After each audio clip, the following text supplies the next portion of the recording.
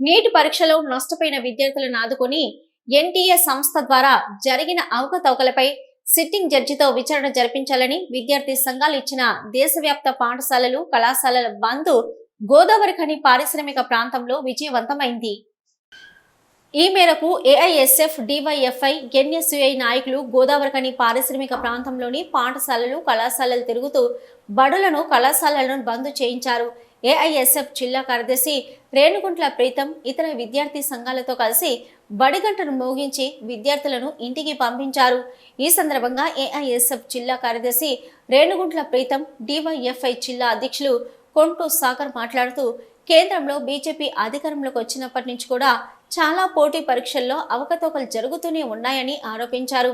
వైద్య వృత్తి ద్వారా సమాజానికి గొప్ప సేవ చేయాలనే ఉద్దేశంతో రాత్రి పగలు కష్టపడుతూ లాంగ్ టర్మ్ కోచింగ్లకు లక్షల రూపాయలు ఖర్చు చేసి దేశవ్యాప్తంగా కూడా 24 లక్షల మంది నీట్ పరీక్ష రాయగా కేంద్ర ప్రభుత్వం అసమర్థత, ఎన్టీఏ సంస్థ నిర్లక్ష్యం వల్ల లక్షల మంది విద్యార్థుల భవిష్యత్తు ఈరోజు ప్రశ్నార్థకంగా మారిందని వారు మండిపడ్డారు.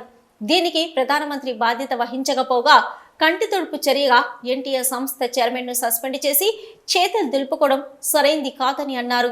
పార్లమెంటు సమావేశాలు జరుగుతున్న సందర్భంగా ప్రతిపక్ష నాయకులు కూడా నీట్ పరీక్షలో జరిగిన అవకతవకలపైన సిట్టింగ్ జడ్జితో విచారణ జరిపించాలని, కేంద్ర విద్యాశాఖ మంత్రిని వెంటనే సస్పెండ్ చేయాలని, నష్టపోయిన విద్యార్థులందరికీ కూడా నష్టపరిహారం కేంద్ర ప్రభుత్వమే ఇచ్చి తిరిగి నీట్ పరీక్షను రాష్ట్ర ప్రభుత్వాలు నిర్వహించే విధంగా చూడాలని వారు డిమాండ్ చేశారు. లేని పక్షంలో నీటి ఉద్యమాన్ని దేశవ్యాప్తంగా కూడా ఉధృతం చేస్తామని హెచ్చరించారు.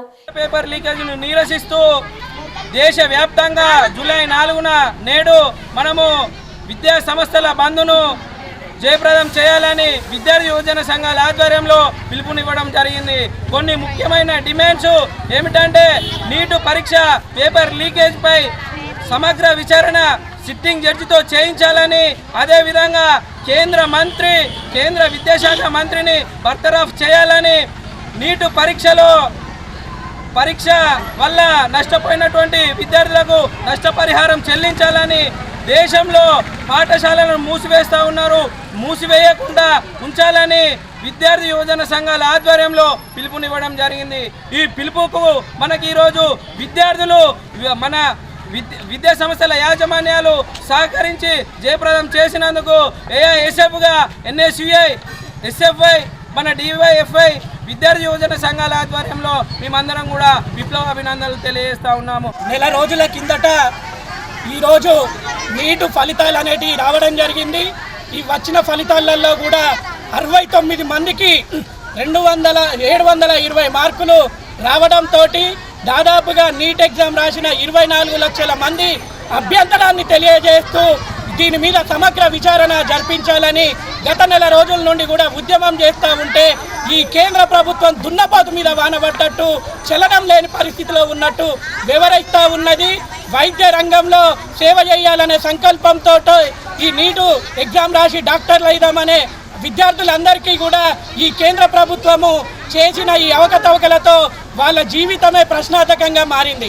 కాబట్టి వెంటనే ప్రధానమంత్రి నరేంద్ర మోడీ గారు స్పందించి ఈ అవకతవకల పైన సమగ్ర విచారణ జరిపించాలి, బాధ్యులను కఠినంగా శిక్షించాలని డివైఎఫ్ఐగా మేము డిమాండ్ చేస్తూనే ఈ కార్యక్రమంలో ఎన్ఎస్యుఐ రాష్ట్ర కార్యదర్శి బారిమల్ల దుర్గాప్రసాద్, మునుగురు సోను, ధనాల దినేష్, నీలపు శ్రీను, మాడుగుల దీపక్, గుండేటి శివ, మాదాసు శ్రావణ్, సంగ్య రాహుల్, గుడిసెల ప్రణీత్, ఎల్కపల్లి వెంకటసాయి తదితరులు పాల్గొన్నారు.